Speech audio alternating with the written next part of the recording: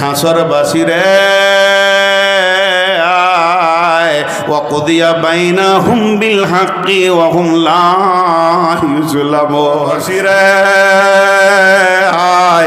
আজকে ন্যায় বিচার আমি তিলে তিলে বুঝিয়ে দিব, কার ওপরে জুলুম হবে। দাবিয়ে নিয়েছিল বলে হ্যাঁ ঘরটা বানাতে দেয়নি, হ্যাঁ তোর ওপরে জুলুম চলেছে, আর তোর মেয়ের উপরে অত্যাচার করেছে, সামাজিকভাবে তোকে অপমান করেছে, টাকা নিয়ে দেয়নি, দুনিয়াতে ন্যায় বিচার পাসনি।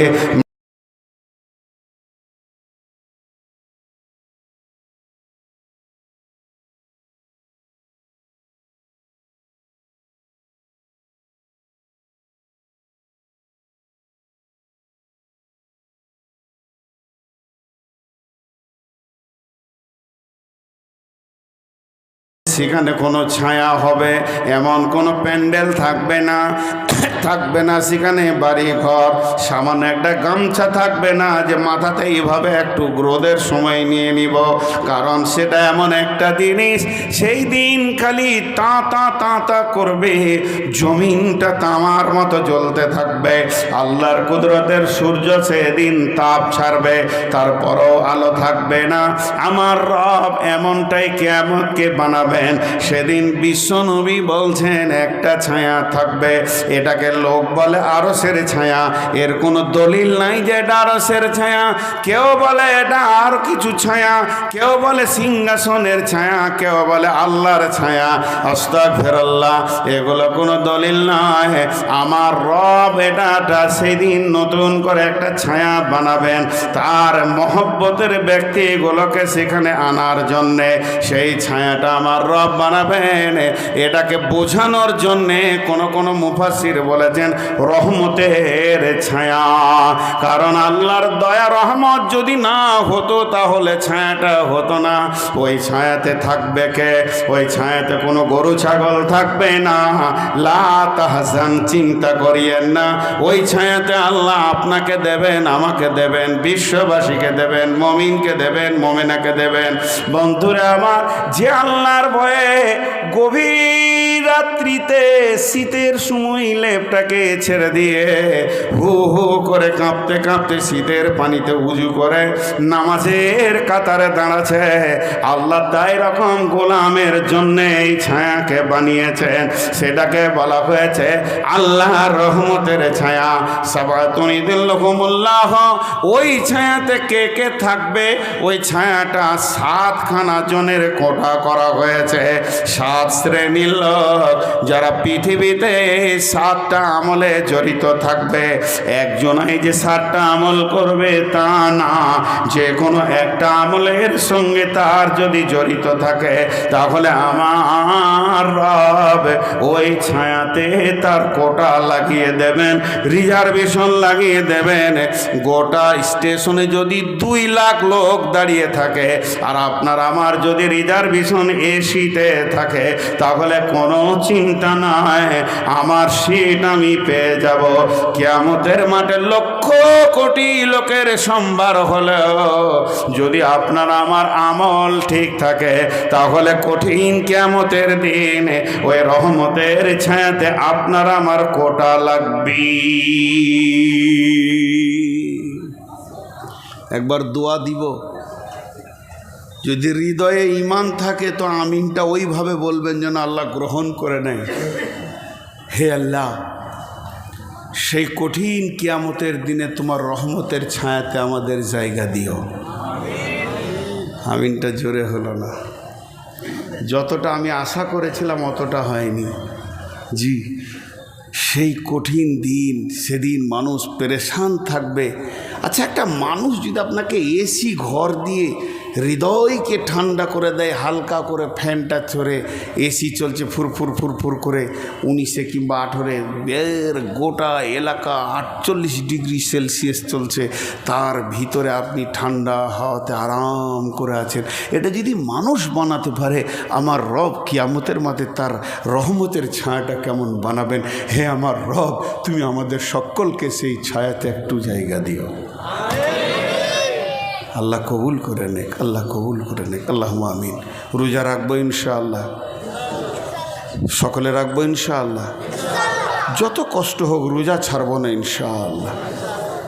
তো ওই রহমতের ছায়াতে আপনি জায়গা পাবেন, আমি জায়গা পাবো। তাহলে আমলগুলো কি? নাম্বার 1, 7টার মধ্যে নাম্বার 1,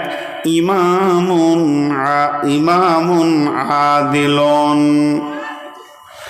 ন্যায় বিচার করনেওয়ালা। পৃথিবীর বুকে যত ন্যায় বিচারক আছে, আপনার কাছে বিচার আসবে। আপনার সঙ্গে কার ভাতিজার ঝগড়া হয়ে গেছে, আপনার সঙ্গে আপনার ভাগনার সঙ্গে আপনার অন্য গ্রামের ছেলের ঝগড়া হয়ে গেছে, ওই জায়গায় যদি কেউ ন্যায় বিচার করতে পারে, বিচারের মানদণ্ডটা যদি অ্যাকুরেটি রাখতে পারে আল্লাহর ভয়ে, বন্ধু ও আমার ভাইয়া, আর চিন্তা নাই। ওই রহমতের ছায়াতে আপনার একটা রিজার্ভেশনের সিট লেগে গেছে। কিয়ামত যত দিনই হোক আর যত কঠিন হোক, লা তাহজান ইন্নাল্লাহ মা'ানা, আপনার কোনো চিন্তা নাই। হাসরের ময়দানে উঠি আপনি আপনার গদিটা বেছে নেবেন। আল্লাহর খাস ফেরেশতা আপনার হাত ধরে নিয়ে গিয়ে টিটি যেমন মানুষকে বুঝিয়ে দেয় এটা আপনার সিট, ওই রকম বসিয়ে দেবে। অতএব পৃথিবীর বুকে ন্যায় বিচার করতে হবে। ন্যায় বিচার আছে ভাই? জোরে বলেন, ন্যায় বিচার আছে? আপনাদের এই দিনাজপুরে ন্যায় বিচার হয়? সুবহানাল্লাহ। আল্লাহ কোরআনে বলেছেন, ওয়াইদা কুলতুম ফাদিলু ওয়ালাউ কানা যা কুরবা, ওয়াইদা কুলতুম ফাদিলু ওয়ালাউ কানা যা কুরবা, যদিও তোমার নিকট আত্মীয় হয়, যদি তোমার পার্টির লোক হয়, প্রতিবেশী হয়, গ্রামবাসীও হয়, যখন তুমি আদালতে বিচারে বসবে তখন অন্যায় কথা বলবে না, ভেবে চিনতে একদম ইনসাফের কথা বলবে, নচেত কঠিন কিয়ামতের দিনে তুমি আযাবে গ্রেফতার হয়ে যাবে। পৃথিবীর বুকে যতগুলি বিচার হচ্ছে, এই বিচারটাই নিষ্পত্তি নয়, এর জেরক্স কপি আর একদিন কিয়ামতের মাঠে হবে। আল্লাহ তাবারাক ওয়া তাআলা এলান করবে, হাসরবাসীরে ওয়াকুদিয়া বাইনাহুম বিল হাক্কি ওয়া হুম লা ইউযলামুন, হাসরবাসীরে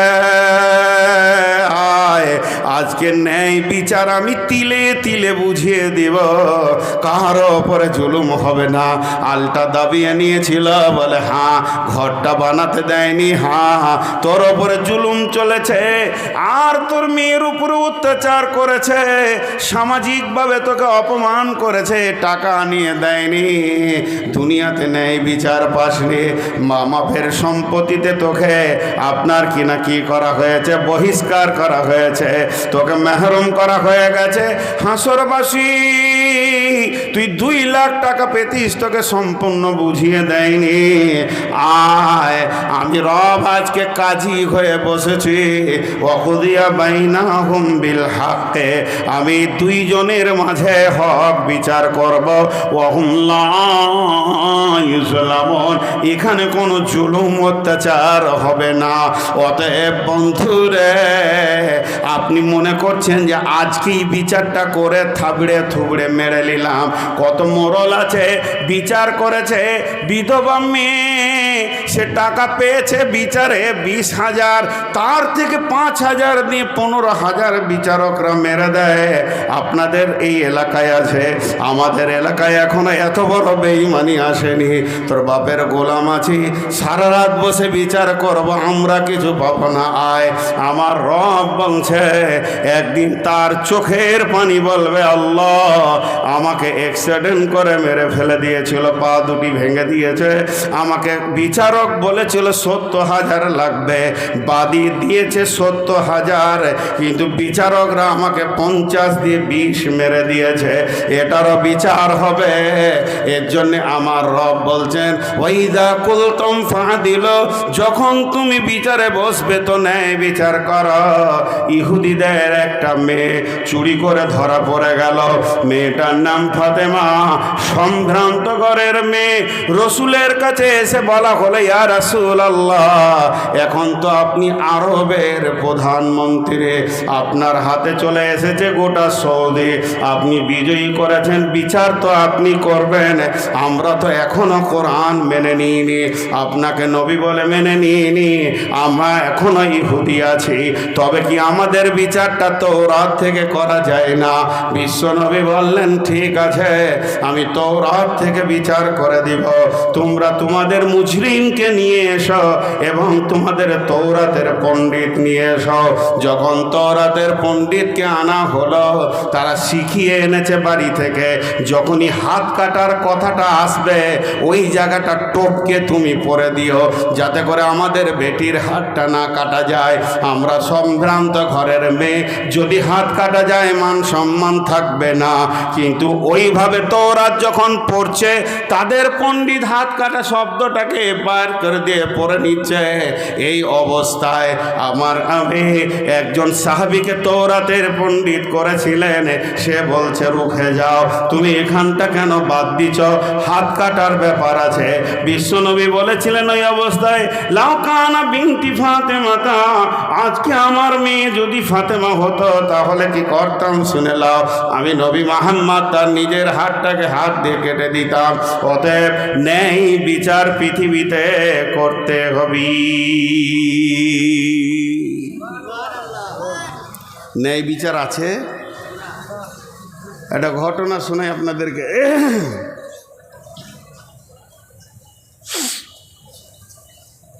ঘটনাটা কি জানেন?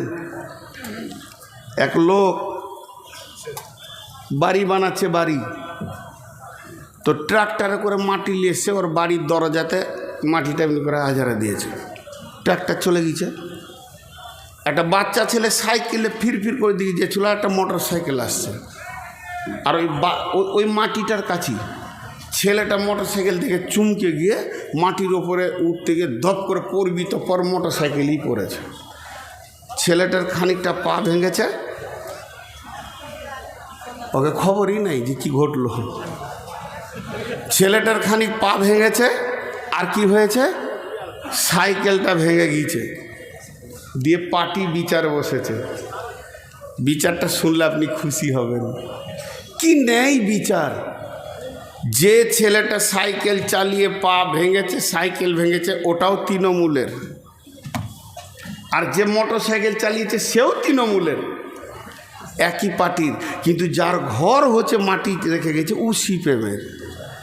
তো বিচার বসেছে পার্টি অফিসে, বলছে আসলে মাটিটা না রাখলে তো ঘটনাটা হতো না। তো ওকেই ধরে নিয়ে এসে 10,000 জরিমানা করে দিয়েছে, শুধু সিপিএম হওয়ার কারণে।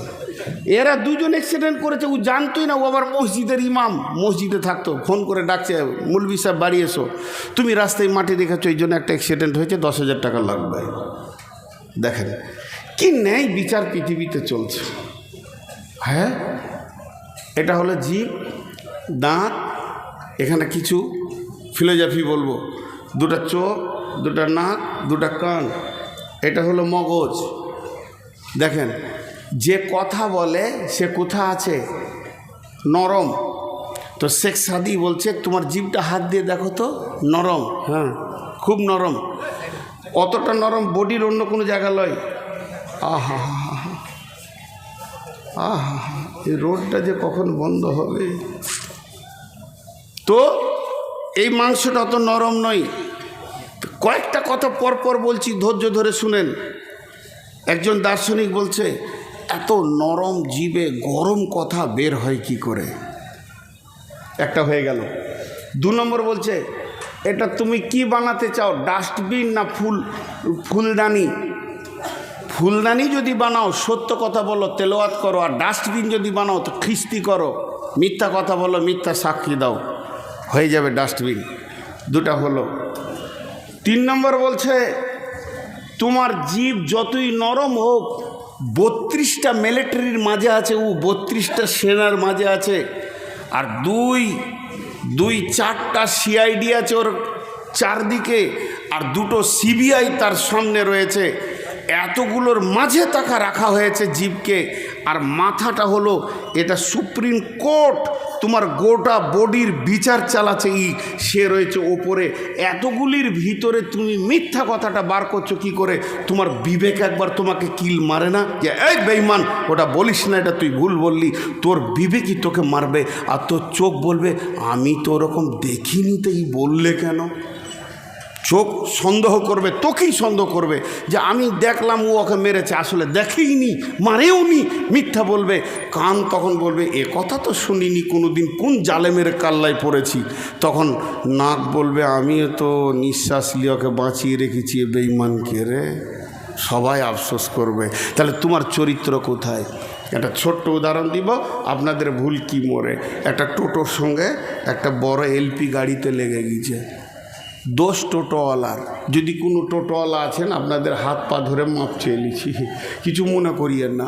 আল্লাহ তাবারাক ওয়া তাআলা আগে বিবেক মেরে দেয়, তারপর টোটো কেনার পয়সা দেয়। ওরা জীবনে রাস্তার এক সাইডে যাবে না, মাঝে যাবে। খালি দুবাইয়ের প্যাসেঞ্জার পেলে চাপিয়ে নেবে, নিশ্চিত বলবে তুই বস, এবার উড়বে আমার টোটো। মাঝে ছাড়া সাইডে যাবে না। এদের এত চরিত্র এত নোংরা হয়ে গিয়েছে টোটোওয়ালাদের। এবার গাড়িটা ছিল কলকাতার, সে বিচারা মেদিনীপুরের ড্রাইভার। খুব মনোযোগ, এই কথাটা শুনলে আমার প্রথম নম্বরটা বুঝে আসবে, খুব মনোযোগ। তো এবারে একটু লেগে গিয়ে টোটো একটু তুবড়ে গেছে, তাড়াতাড়ি করে নেমে কলার ধরে নামিয়ে 2টা এখানে মেরেই দিয়েছে। বদমাস জানিস তুই, কিন্তু সব দোষ টোটোওয়ালার। ও বিচারা কোথাও মেদিনীপুর থেকে এসে জানের ভয়ে থরথর করে কাঁপছে যে আর কেউ মারবে নাকি। ভাই লেগে গেছে, ভাই লেগে টাকা ফেল 2-4 দিয়ে ওর কাছে পকেটে 3-4 হাজার যা ছিল কেড়ে করে নিয়ে থাপ্পড় দিয়ে মেরে ছেড়ে দিল। কিন্তু আর জানা নাই যে ওটা একটা বড় কোম্পানির গাড়ি, বিশাল বড় কোম্পানির প্রেস্টিজে লেগেছে। একদম লালবাজার থানাতে ঠুঁকে কেস মেরেছে, 42 লাখ টাকা ছিনতাই আর 98 লাখ টাকার মালকে পুড়িয়ে দেওয়া, আরও কিছু করে দিয়ে দিয়েছে একদম ওপর থেকে। তারপরে করণদিঘি থানাতে ফোন আসছে রাত 12টায়, আসামি তোল, না হলে তোর চাকরি যাবে। রাত 12টায় যখন পুলিশ তুলে নিয়ে গেছে টোটোওয়ালাকে, ও ভাবছে যে কেউ হয়তো আবার প্যাসেঞ্জার এলো নাকি, টোটো লাগবে, তাই বলছে হ্যাঁ তো টোটো সহ আই তুই। যেই বেরিয়েছে দেখছে বড়বাবু, তখন জোরে ঢোকি যান, স্যার কী বলছেন? থানাতে তারপরে ভেজাল চুকবে। দেখছে ড্রাইভারটা বসে, তখন ও বুঝে নিয়েছে যে আজকে সোমবার নয়, আজ বুধবার, ওর বারেরও গোলমাল ছিল। যখন বড়বাবু বলছে মেরেছিলি, কিন্তু যখন এইখানে মেরেছে ওর কণ্ঠস্বরটা ছিল ষাঁড়ের মতো, মারো না কি মনে করেছিস, কিন্তু ওই থানার ভিতরে কীরম করছে না। এসপি বলছে বল না বো, তেমন কেন করছিস তুই? আল্লাহ বলছেন ওয়াইদা কুলতুম ফাদিলু, যখন তুমি আদালতের চাপে পড়েছ, কণ্ঠস্বর তোমার মিহি হয়ে গেছে, এদেরকে যখন তুমি মাথায় রাখো নাই, তখন তুমি ষাঁড়ের মতো চিল্লিয়েছ। একদিকে এসপি, একদিকে এসটিও, ডিএম, আর একদিকে কোম্পানি, আবার লালবাজার পুলিশে, থানার পুলিশ, বড়বাবু, আইসি, ওসি সব আছে, তখন তোমার সুর মিহি হয়ে গেছে।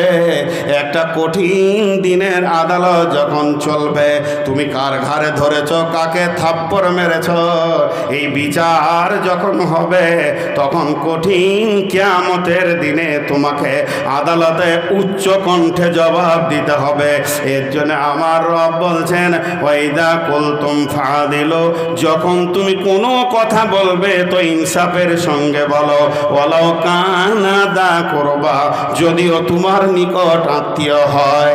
অতএব যদি ওই রহমতের ছায়াতে, আল্লাহর বানানোর এসিতে যদি সময়টা কিয়ামতের কাটাতে চায়, তা 1 নম্বর কাজ হবে পৃথিবীর বুকে ন্যায় বিচার করা। ওটা কার রে? ওটা তোর তো, তুই যে একবারে বসে আছিস এবার আলিফলাম মিমের মতো, তোরা হিলা টিলা নাই, আর ওদের দুনিয়ার লোক ফেলে গেছে, ওর যে এই দিককার ঠ্যাংটা লম্বা, তোকে হুঁশ আছে? হ্যাঁ, তুই আবার রেকর্ড করতে এসেছিস যে আমার লেগে উল্টা পাল্টা রেকর্ড করে বলবি যে মূলবি এগুলো বলেছিল? হ্যাঁ, এই দিকটা লম্বা হয়ে আছে আর ওই দিকে আত্মীয় পড়ছে, আর কিছু বেহুঁশ লোক হাঁটছে তো চাদরে করে ফেলেই দিচ্ছে, দেখে নিয়ে। জি, আবার পানি খায়। হ্যাঁ, একটা বিচার বলি, আমি বাদশাটার নামটা ভুলে গেলাম, বহু দিন আগে এগুলো আমার জানা, তখন আমি মাদ্রাসা পড়া সন্তান, তাও অল্প বয়সের, মনে রাখা ঠিক ছিল, তাও ভুলে গেছি। এক বাদশাহ গিয়েছে হরিণ শিকার করতে, ঘটনা সত্য। তো বাদশাহী জামানা, সম্ভাব্য ঘটনাটা আফগানিস্তানের। তো হরিণ শিকার করবে জঙ্গলে গিয়ে, ও একদম হরিণটাকে খেয়াল করেছে যে এই জায়গায় মারবো হরিণের, তো হরিণ একদম স্পট হয়ে যাবে, আর এই জায়গাটা এমন একটা জায়গা যে এখানে যদি কারো আঘাত পায় তো স্পট হয়ে যাবে। খুব দামি তীর এইভাবে ধরে নিশান করে ছাড়বে মানে ছেড়েছে, আর হরিণটা তরপ করে লাফিয়ে গিয়েছে। হরিণের গায়ে আর লাগলো না। নদীর ধারে এক বুড়ি এমনি করে করে কাপড় কাটছে, আর ওর ছোট ছেলেটা বিধবা, একাই, ওই বাচ্চাটাই ওর সম্পদ। মায়ের পাশে দাঁড়িয়ে দাঁড়িয়ে গুনগুন করে কাঁদছে, রুটি লিব মার। গরিবের ছেলে ভোকে জ্বালায় কাঁদছে, আর বলছে বেটা কাপড় সাফ করি তোমাকে দিব। তীরটা গিয়ে ছেলেটার এখানে লেগেছে, সঙ্গে সঙ্গে পড়ে গেল, স্পট হয়ে গেল, মারা গেল। বুড়ি লাশ কোলে নিল, সিধা কাজীর কাছে। কাজী, আমার ছেলে লাশ হয়ে গেছে, স্বামী নাই, আমি বিধবা, এই সন্তানটা মুখ পানে তাকে আমার জীবনের আনন্দ আর হাসি। ছেলেটাও চলে গেল, কাজী আপনাকে বিচার করে দিতে হবে। কাজী বলল কে? বাদশা বলছে আমি। কত ন্যায় কথা বলনেওয়ালা ছিল, যদিও গদির বাদশা, তিনি বলছেন এটা আমার দ্বারা হয়ে গেছে। কাজী বলল ঠিক আছে, আজকে তো রবিবার, কালকে সোমবার বাদ দিয়ে মঙ্গলবার আসো, তোমাদের ন্যায় বিচার বুঝিয়ে দেওয়া হবে। ঠিক মঙ্গলবার বাদশা ঘোড়ার উপরে সওয়ার হয়ে সেই তীর আর সেই ধনুক নিয়ে এসে একদম কাঠগোড়ায় দাঁড়িয়েছে। বুড়ি আর একদিকে দাঁড়িয়েছে, ছেলে তার দাফন হয়ে গেছে, ছেলে আর এই জগতে নাই, বারসা খেয়ে চলে গেছেন। এবার কাজী বলছে মা, এটাই কি তোমার মুজরিম যে তোমার উপরে জুলুম করেছে, এটা কি সেই? বাদশা বলে হ্যাঁ। বাদশাকে জিজ্ঞেস করছে তুমি কি ওর ছেলেকে মেরেছ? উনি তখন বলছেন না, আমি তো ছেলেকে মারবো বলে তীর ছুঁড়িনি কাজী সাহেব, আমি তীরটা ছুঁড়েছিলাম হরিণ মারবো বলে, কিন্তু হরিণটা তরফ করে চলে গেছে আর ছেলেটাকে গিয়ে তীরটা লেগেছে। তখন আজ কাজী বলছে তুমি যে হরিণ মারবে, একটা পশু মারবে, সে পালাতেও পারে কিংবা তোমার লক্ষ্য ভ্রষ্ট হতে পারে, তীরটা কত দূর যাবে সেদিকে কেউ আছে কিনা, কারো বিপদ ঘটবে কিনা, এটা কি তোমার ভাবার ছিল না? তুমি তীরটা কেন ছেড়েছ? তোমাকে দেখতে হতো ওদিকে আর কেউ আছে কিনা নদীর ধারে, তাহলে তুমি তা না দেখেও এমন অন্যায় করেছ। এর জন্যে আমি ফায়সালা দিলাম জল্লাদ এই বুড়ির সামনে তুমি তার ন্যায় বিচারকে পাইয়ে দাও, তার গর্দনকে এখান থেকে উড়িয়ে দাও। স্বয়ং বাদশার বিচার হচ্ছে। বাদশা তখন তীরটা হাতের কাছে এইভাবে ধরে রেখেছিল, এইভাবে কাজীর দিকে করে বলছে কাজী, যদি তুমি আজকে ন্যায় বিচার না করতে, আজ আমি বিচার নিতে এসেছি, আমি আমার ফাইসালা শুনতে এসেছি, তারপরও তীর এনেছিলাম কেন? যদি আজকে এই বাদশাহী গদিতে তোমার দ্বারা ন্যায় বিচার না হতো তো তীরের আর একটা ফলা দিয়ে তোমার বুককে আমি তোড়ফড় করে দিতাম। আলহামদুলিল্লাহ তুমি ন্যায় বিচার করেছ, আমি পৃথিবী থেকে মরে যাই এটা আমার দুঃখ নয়, কিন্তু আল্লাহর বিচার শরীয়ত কায়েম থাক। জাল্লাদ রেডি হয়ে গেল। তখন বুড়িমা বলছে, কাজী সাহেব বাদশাকে কি বাঁচানোর কোনো উপায় আছে নাকি? বুড়ি তো আর দেখতে পারছে না আমার সামনে কাটা হবে। তখন বলছে, আছে, একমাত্র আপনি যদি মাফ করেন তো মাফ হবে। বুড়ি বলল, বাদশার কাজী সাহেব আমার একটা কোলের সন্তান চলে গেছে, যাক আমি ওকে অন্তর থেকে মাফ করে দিলাম, আর কতল করিয়েন না। ন্যায় বিচার যে নিতে পারে এরকম বাদশা টিকে থাকলে দেশও ঠিক চলবে। তখন বাদশা কাঠগোড়া থেকে নেমে বুড়িটাকে কোলে তুলে নিয়ে বলল, মা তোমার তো একটা সন্তান চলে গেছে, আমাকে কি তোমার সন্তান মনে হয় না? তাহলে বাকি জীবনটা আমার কাছে তুমি কাটিয়ে দাও। ন্যায় বিচার পৃথিবীতে শান্তি আনতে পারে। আল্লাহর নবী বলেছেন, সাদাল কাবিলাতা ফাসিকুহুম, এমন একটা দিন আসবে রে গ্রামের বিচার করবে চরিত্রহীন লোকেরা, মাতাল, লম্পট, দুশ্চরিত্র, সুদারু, জুয়ারি, জীবনে নামাজ পড়ে না, পেচ্ছাপ করে পানি নেয় না, এরা এই গ্রামের বিচার করবে। হচ্ছে না ভাই? এখন চলছে কি চলছে না? সুবহানাল্লাহ। সে সারা এলাকার নারীদের সতীত্বকে লুটে খেয়ে নিয়েছে, যে একজনা ব্যভিচার করে ধরা পড়েছে তার বিচার করছে ও। হয়েছে কি হয়নি এরকম? আপনাদের দেশে মনে হয় না, এই এলাকায় আছে। তাহলে আরও সে ছায়াতে মনে হয় এরাই আগে জায়গা পাবে রহমতের ছায়ায়। জি, এক নম্বর গেল। নাম্বার 2,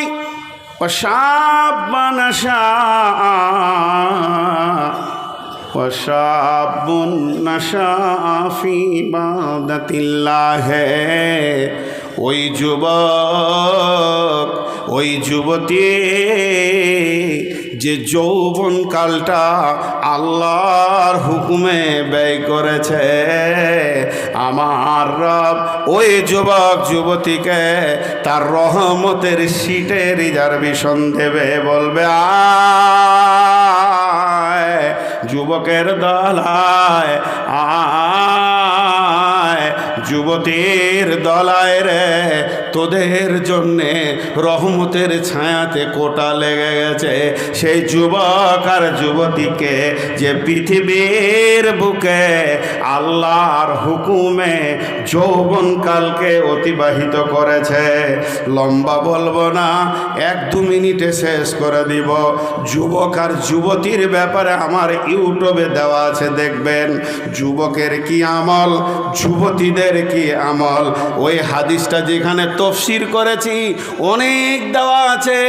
ইগতানিম খামসান কাবলা খামসিন, শাবাবাকা কাবলা হারামিকা, সিহাতিকা কাবলা সুকুমিকা, গেনাকা কাবলা ফাকারিকা, ফারাগাকা কাবলা সুগলিকা, হায়াতিকা কাবলা মাউতিকা। আল্লাহর নবী যৌবনকে নিয়ামত মনে করে বলেছেন, ভাঙলে পরে পিতল কাঁসা, ভাঙলে পরে পিতল কাঁসা, সেই রকমই যৌবনের দশা। পিতল কাঁসার বদলা চলে যৌবন বদলায় না রে, কেউ মানব দেহের কেউ গৈরব করোনা। প্রতিটা মুহূর্তে ধীরে ধীরে, একদিন নূর মোহাম্মদ এসেছিল হালকা দাড়ি, তারপরে হলো ঘন দাড়ি, এরপরে ছিল কালো দাড়ি, এখন এখন হয়ে গেল সাদা দাড়ি কালো কম। আর 2 বছর যদি আল্লাহ হায়াতে রেখে দেয়, একটাও কালো থাকবে না। এটা ধীর গতিতে যৌবনকে কেড়ে নিয়ে দ্রুত গতিতে নিয়ে যাওয়া হচ্ছে কবরের দিকে। আল্লাহ তাবারাক ওয়া তাআলা বলেছেন, ওয়াস-সামাই ওয়াত-তারিক ওয়া-মা আদরাকা মাত-তারিক আন-নাজমুস-সাকিব ইন কুল্লু নাফসিন লাম্মা আলাইহা হাফিজ। আল্লাহ একদম সৌরজগৎ থেকে কেন মানুষের পেছনে আসলো? আল্লাহ বলছেন, ওই রাতে ওই জিনিসের কসম যে রাত্রিতে যাওয়া আসা করে। কে যাওয়া আসা করে তোমরা জানো কে? সেটা হলো প্রজ্বলিত নক্ষত্র। শুধু এই 3টে আয়াতের তাফসীর করতে গেলে 1.5 ঘন্টা সময় লাগবে। সৌরজগতে কে কে রয়েছে? গ্যালাক্সি রয়েছে, সেখানে ব্ল্যাক হোল রয়েছে, সেখানে কোটি কোটি নক্ষত্র রয়েছে, আলোকবর্ষ ধরে সেখানে প্রচলমান রয়েছে। তাহলে সারা পৃথিবীর বুকে কতগুলি তারাকে দেখা যায়? বিজ্ঞানীরা বলছে গ্যালাক্সির ভিতরে 15 থেকে 16 কোটি তারা আছে। শুধু তাই নয়, যেগুলো গহ্বর অন্ধকার, এক সেকেন্ডে সে হাজার হাজার কোটি কোটি তারাকে খায়। তারপরে সেগুলো পৃথিবী থেকে কয়েক কোটি গুণ বড়। আমার আল্লাহ সৌরজগৎ থেকে সঙ্গে সঙ্গে কেন মানুষের পেছনে এলে বললেন, ইন কুল্লু নাফসিন লাম্মা আলাইহা হাফিজ। আল্লাহ তাবারাক ওয়া তাআলা বলছেন, প্রত্যেকটি আত্মার পেছনে আমার সূক্ষ্মদর্শী রয়েছে। বলার কারণ হচ্ছে একসঙ্গে কয়েক হাজার বিলিয়ন কোটিকে যে আল্লাহ তারাতে চালাতে পারে, একসঙ্গে কয়েক হাজার বিলিয়ন কোটি তারাকে যে আল্লাহ চালাতে পারে, কোনো অ্যাক্সিডেন্ট হয়নি, তারা নিজের কক্ষপথে দৌড়ছে। তেমনি প্রত্যেকটি মানুষ তার পৃথিবীর কক্ষপথে দৌড়ছে, তাদের গন্তব্য হবে কবর। আমি সূক্ষ্মদর্শী দিয়ে প্রত্যেকটি মানুষ, আপনারা, আমি ভাবলাম যে ওই রোমে বুখারী দার্সি রোমে শুয়েছিলাম, আমি স্টেজে আসলাম, এখানে 100 থেকে 150 পা আমি স্টেজে হেঁটে এলাম। কেউ যদি আমাকে প্রশ্ন করত কোথায় যাচ্ছেন, আমি বলতাম স্টেজে যাচ্ছি, কিন্তু আমার রব বলছে না, প্রতিটি কদম তুমি কবরের দিকে হাঁটছ। যতগুলো পা পৃথিবীতে হাঁটছ, অতগুলো পা তোমার কবরের দিকে আগিয়ে যাচ্ছে। এর জন্য আমার রব 2খানা সূরা দিয়েছেন কোরআনের সময়কে কেন্দ্র করে। একটা হলো রাতের শেষে, আর একটা হলো দিনের শেষে। সময় কথা বলে, লম্বা তাফসীর আছে। শুধু সূরা 2টা কেন দিনের শেষে রাতের শেষে হলো, বলতে গেলে 1.5 থেকে 2 ঘন্টা সময় লাগবে। শুধু হালকা করে 2 মিনিট বলছি। সূর্য প্রতিদিন 2 বার কথা বলে। একবার সূর্য ওঠার সময় বলে, বিশ্ববাসী রে তোর কপাল ভালো, আবার একটা নতুন দিন তুমি পেয়ে গেলে, তওবা করে লাও, আমলগুলোকে সাজিয়ে লাও। আর সূর্য যখন ডুবে যায় তখন বিশ্ববাসীকে বলে, বিশ্ববাসী রে তুমি কবরের দিকে একটা দিন এগিয়ে চলে গেছ, এখনো তোমার ভাবার আছে। গোটা রাত্রি তুমি কেঁদে লাও, আজকে আমল করতে পারোনি। সূর্য যদি উঠে তাহলে তুমি আছো, ভালো শ্বাস নেবে, আর যদি সূর্য না উঠে তুমি লাশ বেঁধে যাবে। অতএব বিশ্ববাসী রে, চলে গেলাম, কিন্তু তোমার জীবনে একটা দিনকে কেটে দিয়ে চলে গেলাম। এখানে লম্বা ব্যাখ্যা রয়েছে। তো আল্লাহ তাবারাক ওয়া তাআলা বলছেন, হে যুবকের দল, প্রতি সেকেন্ডে তিলে তিলে তোমার যৌবনকে বার্ধক্যর দিকে টেনে নিয়ে যাওয়া হচ্ছে। তুমি এটাকে অবক্ষয় করে নষ্ট করে দিও না। যৌবনকালে আল্লাহর ইবাদত করো। যুবকদের যৌবনকালে আল্লাহর ইবাদত 2খানা রয়েছে, খুব জটিল ইবাদত, খুব অপরিহার্য ইবাদত। ফাইদা কুদিয়াতিস সালাতু ফান্তাশিরু ফিল আরদি ওয়াবতাগু মিন ফাদলিল্লাহ। হে যুবকের দল, সালাত আদায় করা, হালাল উপার্জনে বের হয়ে চলে যাও। অলসকে আল্লাহ দেখতে পারেন না, আল্লাহ অলসকে ঘৃণা করেন। কোরআন অলসের জন্য বলেছেন, উলাইকা হুমুল গাফিলুন, তারা গাফলতির কারণে পশুদের জীবনে চলে গেছে। অতএব গাফলতি করে কোনোদিন সে সাকসেস হতে পারে না, অলস কোনোদিন সাকসেস হয় না। নামাজ আদায় করা। আমি একটা সুগারের রুগী, 490 সুগার নিয়ে আমি মসজিদে বসেছি আসর পর সুবহানাল্লাহ আলহামদুলিল্লাহ ওয়ালা ইলাহা ইল্লাল্লাহ ইল্লাল্লাহ আল্লাহু আকবার আস্তাগফিরুল্লাহ জিকির করতে করতে সূর্য ডুবিয়ে দিলাম 1.5 ঘন্টা। আমি যে নেকিটা পেলাম, আমার আমল নামায় যে নেকিটা লেখা হলো, একটা যুবক ভুলকির মোড়ে কয়েকটা বাদামের প্যাকেট নিয়ে যদি খালি বলে 5 টাকা 5 টাকা 5 টাকা 5 টাকা 5 টাকা 5 টাকা, এই কাছে দৌড়ছে, টোটোর কাছে দৌড়ছে, বাসের কাছে দৌড়ছে, 5 টাকা 5 টাকা। আমার প্রতিটি সুবহানাল্লাহ ছিল নফল, ওর প্রতিটি 5 টাকা ছিল ফরজায়েন, হালাল উপার্জন করা ফরজায়েন। অতএব ও যে আমলটা নেকিটা করেছে, আমি যদি 70 বছর ওই রকম সুবহানাল্লাহ বলি, একটা যুবকের 3 মিনিটের 5 টাকা শব্দের নেকিটা নিতে পারবো না। তো আল্লাহ তাবারাক ওয়া তাআলা বলেন, হে যুবক, যৌবনকালে তুমি ইনকাম করো, তোমার দিকে তোমার বৃদ্ধ মা, তোমার বৃদ্ধা মা, বৃদ্ধ পিতা, ছোট ছোট তোমার ভাই বোন তাকিয়ে আছে, তুমি স্ত্রীকে এনেছো, তার আনন্দ আছে, তার কাপড় আছে, চিকিৎসা আছে। যুবক, তুমি গাফলতি করবে না। 1 টাকাও যদি হয়, কারো গাড়ি ধুইয়ে দিয়ে যদি 5 টাকা পাও, ড্রেন সাফ করে দিয়ে যদি 10 টাকা পাও, সঙ্গে সঙ্গে করে নেবে, কোনো লজ্জা করবে না। হালাল উপার্জনে লজ্জা নাই, চুরিতে লজ্জা আছে। অতএব বন্ধু, যুবক রে, এটা হলো ফরজায়েন। আর যুবকের দ্বিতীয় আমল কি? ওয়াল হাফিজুনা লিহুদুদিল্লাহ, আল্লাহর কোরআনটাকে পৃথিবীতে প্রতিষ্ঠিত করা। কোরআনের বিরুদ্ধে যদি কেউ হাত তুলে, কলিজাটাকে দিয়ে দাও। ইকাতিলুনা ফি সাবিলিল্লাহ ফায়াকতুলুনা ওয়া ইকতালুনা। এখানে বৃদ্ধদের জন্য মাপ আছে, শিশুর জন্য মাপ আছে, মহিলার জন্য মাপ আছে, রোগাদের জন্য মাপ আছে। হে যুবক, ইকাতিলুনা ফি সাবিলিল্লাহ ফায়াকতুলুনা ওয়া ইকতালুনা ওয়াদান আলাইহি হাক্কান ফিত তাওরাতি ওয়াল ইনজিলে। অতএব হে যুবক, যৌবনকালটা আল্লাহর রাস্তায় কাটাও। এটা যুবককে বললাম।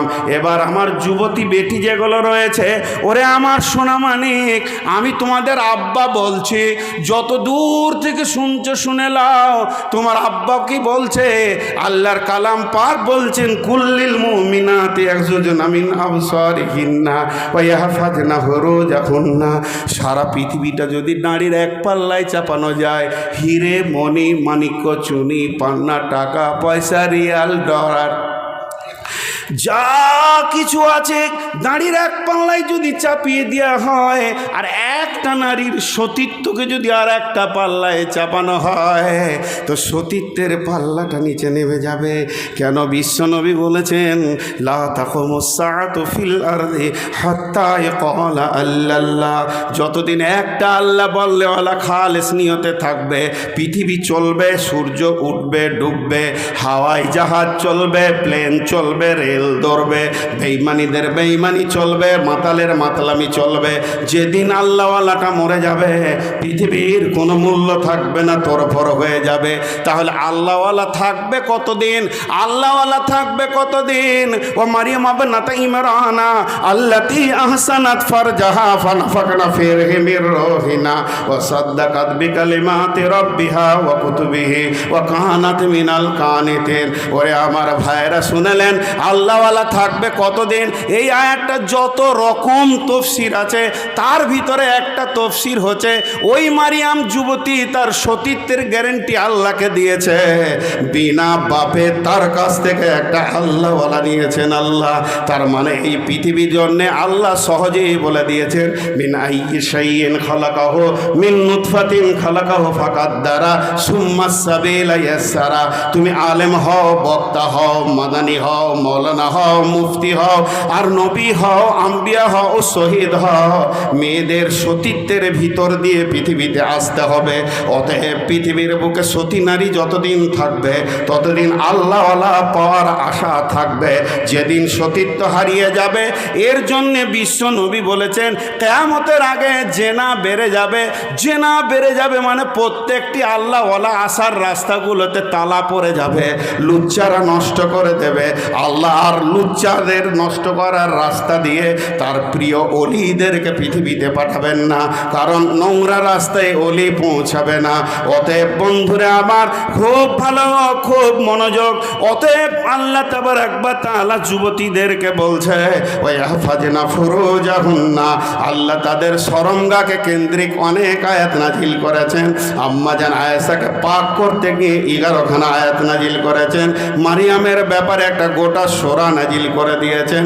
অতএব বন্ধুরে, ও মা আমার, বোন আমার, বেটি আমার, সতীত্বকে গ্যারেন্টি দিতে হবে। এটাই হলো যুবতীদের ডিউটি। আর যুবকের ডিউটি ইনকাম করবে আর ইসলামের সৈন্য বেনে থাকবে। আর আল্লাহর নবী বলেছেন ওয়াশাবুন নাশাআ ফি ইবাদাতিল্লাহ, ওই যুবক, ওই যুবতী যে আল্লাহর আইনে নিজের জীবনকে চালাবে, তার কোটা লেগে যাবে ওই আল্লাহর রহমতের ছায়াতি।